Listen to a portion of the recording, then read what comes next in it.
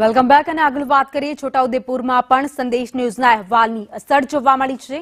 સંદેશ ન્યૂઝના અહેવાલ બાદ તંત્ર દોડતું થયું।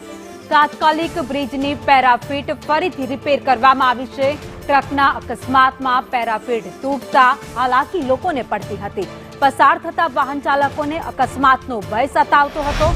જો કે આ અહેવાલ સંદેશ ન્યૂઝે પ્રસારિત કર્યો હતો અને ત્યારબાદ ઇમ્પેક્ટ જોવા મળી છે। વધુ અપડેટ સાથે સંવાદદાતા અમિત અમારી સાથે જોડાઈ ગયા છે। અમિત, છોટાઉદેપુરમાં પણ સંદેશ ન્યૂઝના અહેવાલની અસર। જી ચોક્કસ હું જણાવી દઉં કે છોટાઉદેપુર જિલ્લાના મધ્યપ્રદેશને જે જોડતો નેશનલ હાઈવે નંબર 56 છે તે દેવહાટ પાસે સુક્તા નદી ઉપર એક પુલ આવેલો છે। આ પુલ ઉપર અડધી રાત્રે 4 દિવસ પહેલા એક ટ્રકને અકસ્માત થયો હતો અને તેને લઈને 30 ફૂટ જેટલી પેરાફીટ તૂટી ગઈ હતી। એને લઈને આ રસ્તા પરથી પસાર થતા હજારો વાહન ચાલકોને અકસ્માતનો ભય સતાવતો હતો।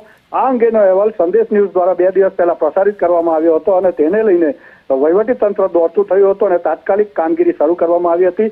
30 ફૂટ જેટલી પેરાફીટ જે છે તે 2 દિવસમાં બનાવી અને તૈયાર કરી દેવાતા લોકોમાં અને રાહદારીઓમાં રાહત જોવા મળી રહી છે। જી આભાર માહિતી માટે।